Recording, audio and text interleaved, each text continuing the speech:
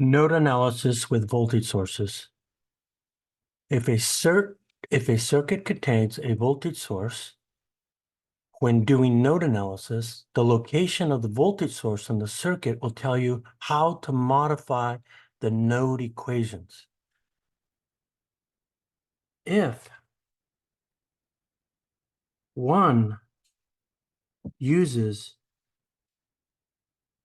node analysis when a circuit contains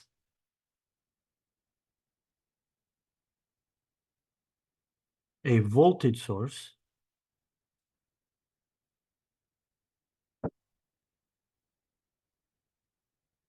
the location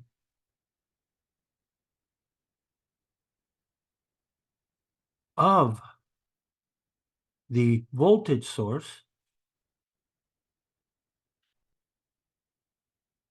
tells us how to modify the node equations.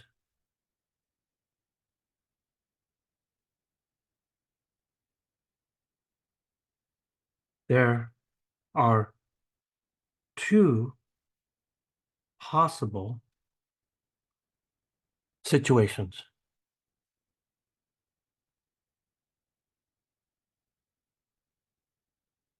One, we have voltage sources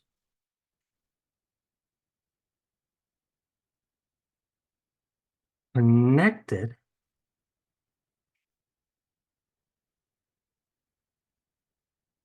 to the ground.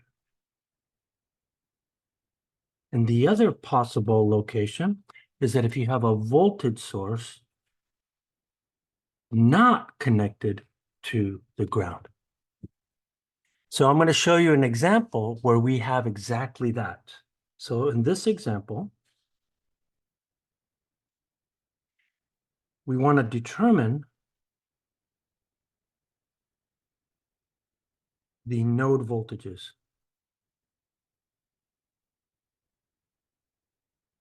So consider the following circuit. I have a voltage source here, and then I'm going to, for simplicity, I'm going to choose 3 resistors. All of the resistors have the exact same value. And then I have another voltage source that's located here.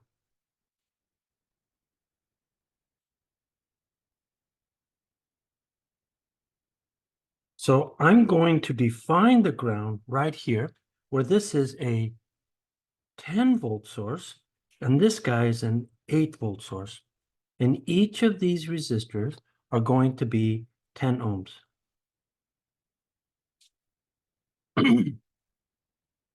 So now, let's deal with the numbers. So if I applied the standard node analysis, our first step here is that I say, let's do the numbers. That means what? We count the number of nodes, we label the ground, and then we see what we have. So there are 4 nodes minus the ground. So with our number scheme, that tells us that we have 4 nodes minus our reference, and that has to be 3 nodes. So typically we would say that we would have 3 node equations, and then we would go for it. However,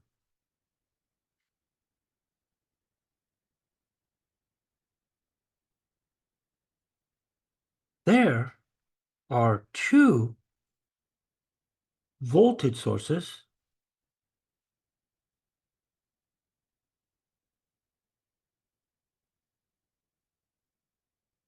in the circuit that changes the number of unknown node voltages.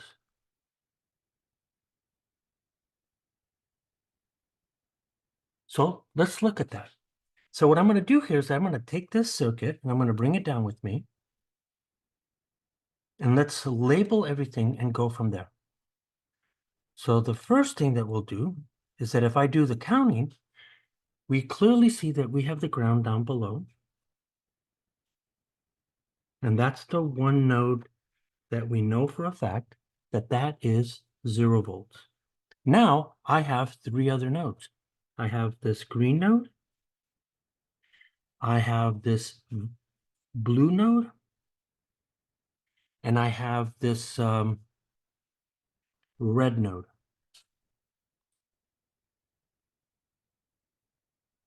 Now I'm going to label these nodes in a moment here, but the one thing that you want to pay attention to is that look at the voltage sources. This guy is connected to ground. That's the location of this source. This one right here is not connected to ground. That's what I mean about the location of these. So what we want to do now is that we want to take each of these sources and start to tell us how they behave here. So the first thing here is that I want to deal with the 10-volt source connected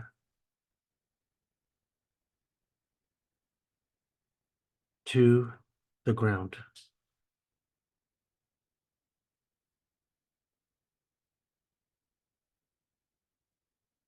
So when I look at this, note that we immediately know what the green node is. One immediately concludes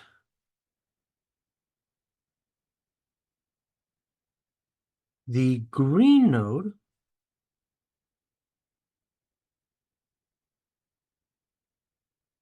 must be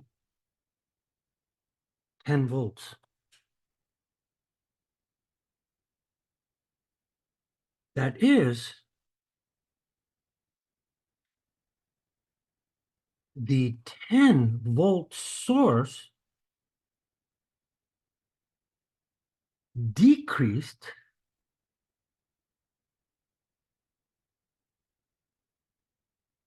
the number of unknown nodes by 1. So when I look at the number here, we then see that we started off with 4 nodes. Then we included the reference, which is of course the 0, and then we have one more that we know. So this guy has to do with the 0 volts. This one has to do with the 10 volts. So when I come up here to the circuit here, I immediately know that that node is 10 volts. So now what you're seeing is that we really only have, at this point, 2 unknown nodes. But we have the 8-volt source that is not connected to the ground.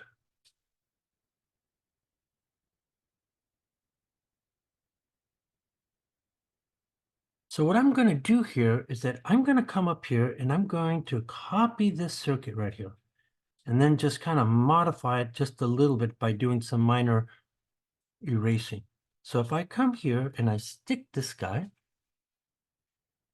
right here, what I'm going to do is that I'm going to start labeling the nodes so that it's easier for us to deal with it. This middle node, I'm going to call VB, and this red node, I'm going to call VA. Now, what the 8-volt source, the 8-volt source sets up a special situation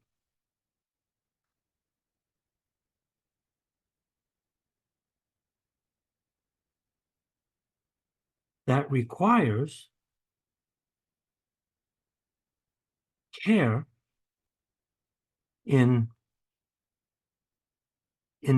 dealing with. So if I move this guy over here, the first thing that you should note here is that nodes A and B are not independent,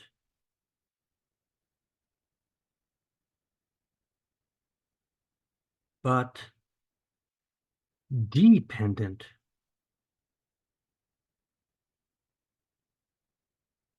on each other. So what we want to do here is that we want to focus on that 8-volt source. So the 8-volt source forces nodes A and B to obey this here. So if you look at the positive symbol, you can see here is that if I have this source right here, and I have this node right here, and I have this node right there. So this is the node that we called the blue node, and this is the node that we called the red node. And so in this case, we said that this was node B, and this over here is node A. And the reason why it forces the nodes here is that, note, what's the high? The high is VB. Why? Because it's on the positive side. The red is the low, and so we have a minus sign. So this guy here is the high because of the plus sign. This one here is the low. So it forces these node voltages to be 8 volts. Or if I rewrite this, I could say that VB has to equal VA, and then I'm going to get that this is plus 8.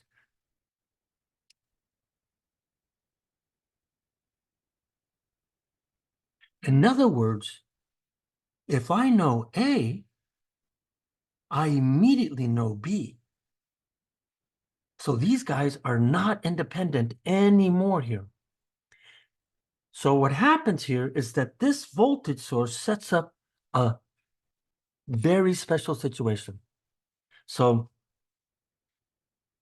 this implies that if one knows VA, one automatically knows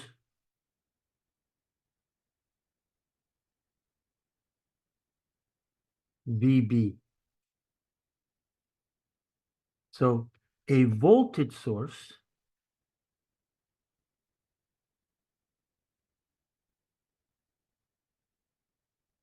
not connected to the ground reduces the number of unknown nodes, voltages. So even if it's not connected, we know immediately. So now that we know that it reduces the number of unknown node voltages, we have to modify everything that we do. So a voltage source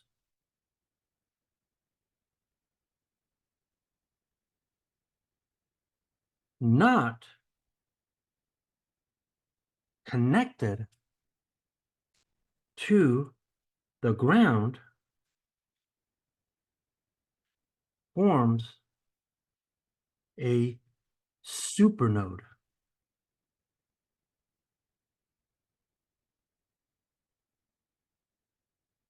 And is identified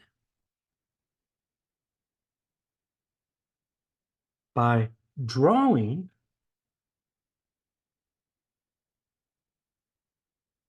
a dashed enclosed loop around both dependent node voltages. So if I come back up here and I grab this circuit and I paste this in here,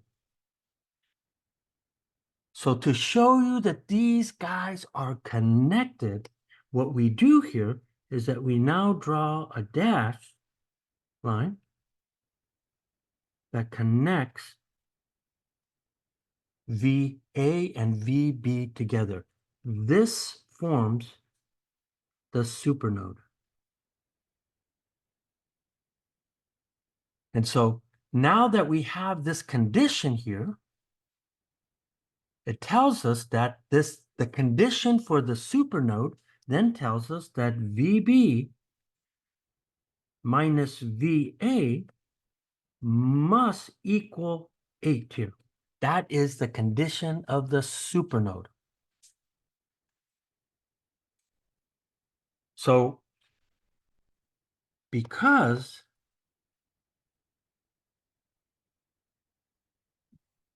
nodes A and B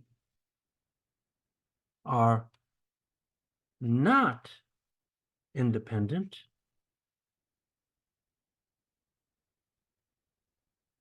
linear equations assume that the variables are independent, but these are dependent.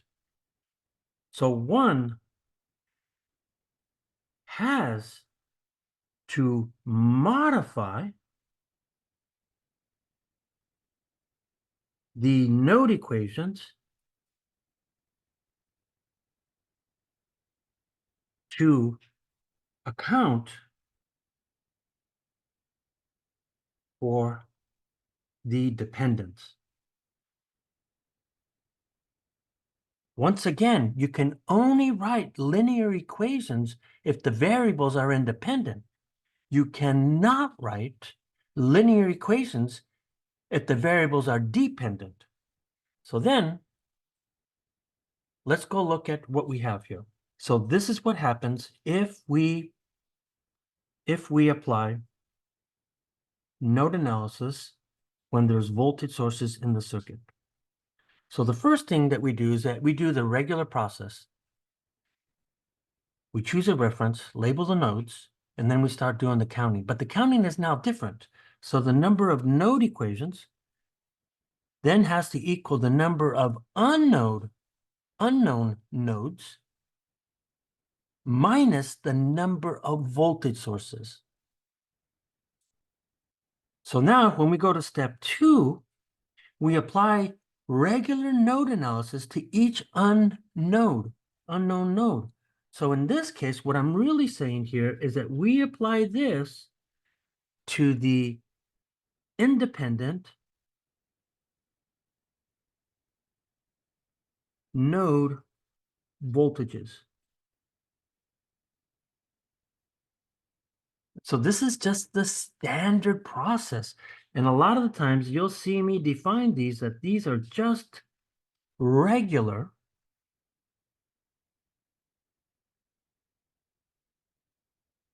nodes. I'll just say that's a regular node. So you applied the standard thing.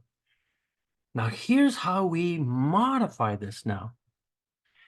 If a voltage source is not connected to the ground, then the voltage source forms a supernode.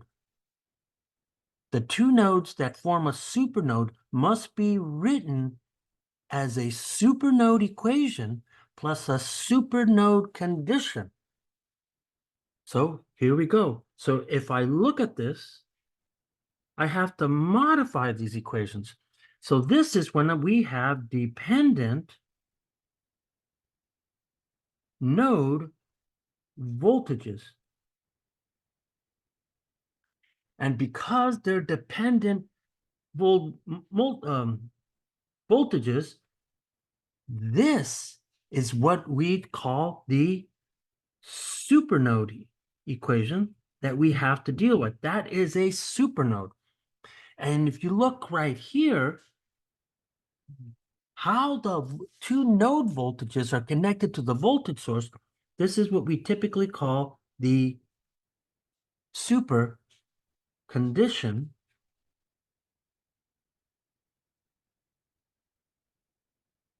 equation. So we have the supernode equation and we have the supercondition equation, which typically we call this the SC. So now the last step here is now we solve all node voltages and calculate the appropriate quantities. Okay, so let's go up here. Let's get this circuit right here. And let's solve this. Okay, so here we go. Now let's apply this. So now let's apply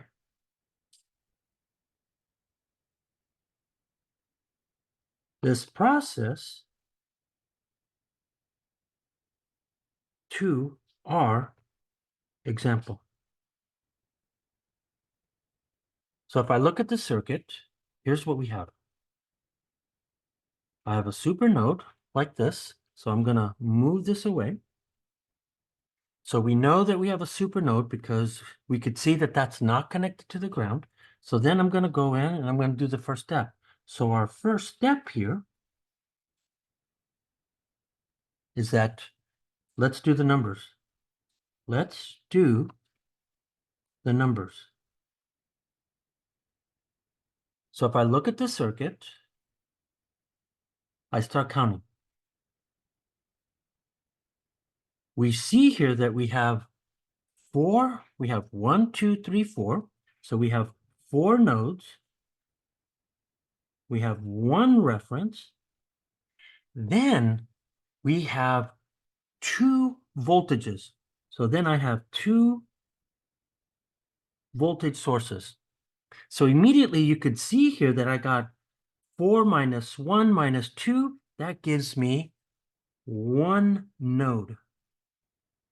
So now the question is, we look at the node and we say, is the node connected to the ground?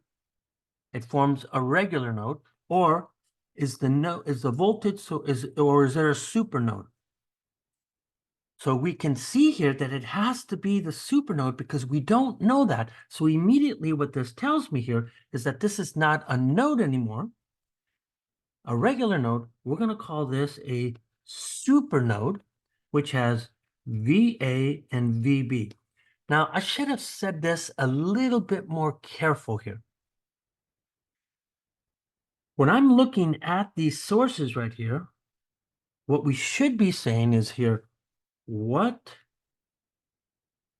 types are these sources? If it's connected to the ground, then we automatically know that it's a regular, that we've defined that node. If it's not connected to the ground, it must be a supernode. With every supernode, there's a supernode condition between VA and VB. So what this tells me here is that now I'm going to add these equations. So I now have two equations and two unknowns. And these node voltages are VA and VB. So now I start writing the equation here. So if I look at this thing, here's what I see. My first equation is going to be the supernode equation, which is VA, VB. So let's go draw these now. So if I look at the first node, let's deal with the first node, VA. So if I look at VA, note that there's only one resistor connected. So I'm going to write that I have 1/10 times node A. And then I also have 1/10 connected to the ground because the 10 ohm is connected to the ground. But clearly this guy's going to go to 0. So what this is telling me right here is that this is the node equation for A. Now I go to B. So if I go to B, then I have to write two node equations in one supernode equation. So then I have two resistors connected, and then I get VB. Now look what happens here. There's one resistor connected to the source. So if I look at this, I'm going to get one resistor, the 10, is connected to the 10-volt source. Now I'm going to take that volt symbol out, and then I have again one connected to the ground, but again, that's just 0. So when I look at this thing, I'm seeing here that this guy, this is the node equation for B. So then I asked, are there any current sources in the circuit? And the answer is no. And we get 0 because there are no current sources.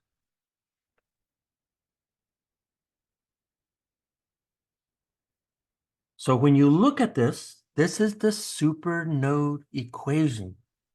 So in a super node equation, one writes two node equations together,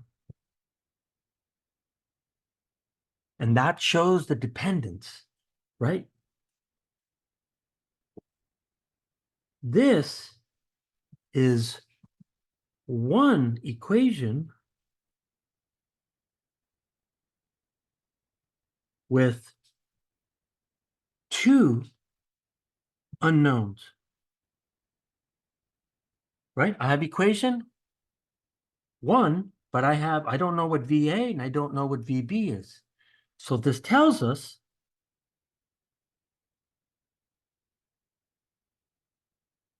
that a second equation is required to solve for VA and VB. This is the supercondition equation. So then our second equation comes from the supercondition. So the supercondition says that there is another equation that connects A and B. So when I look at that, what is the high? It's B. What is the low? It's A. And that voltage source not connected to the ground gives me this second equation. Now, if I then organize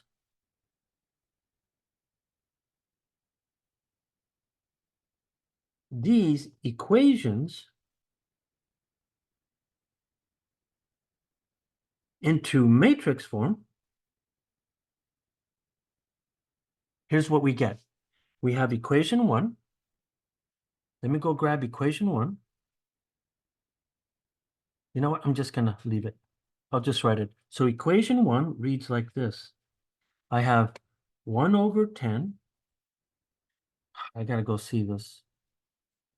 1 over 10 VA.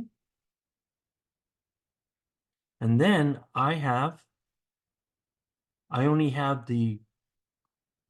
these guys right here. So if I look at that, I'm going to get plus 1 over 10 plus 1 over 10 times VB.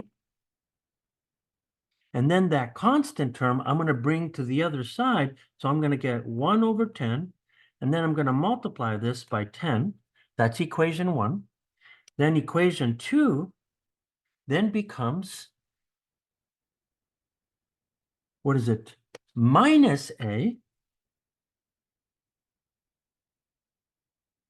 plus B.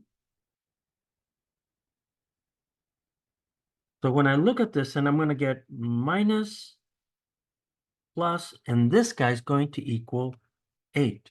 So now if I put this into matrix form,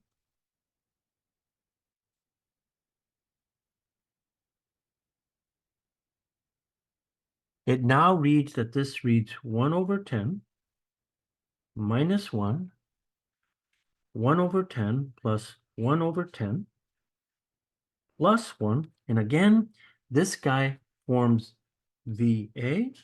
This is VB. So when I'm looking at my matrix, it's looking something like this. And when I go and I look at my constants, I see that my constants then read 1 over 10 times, and then I get 0. So then I'm going to come in here and I'm going to say, okay, this is 10. So I could now close this. And so now I have VA, VB. And when I look at the solution, by the way, I should have said this, these are the constants. The solution then reads, it's going to be tight, is then going to read that VA is then going to be minus 2 volts. VB is then going to be 6 volts.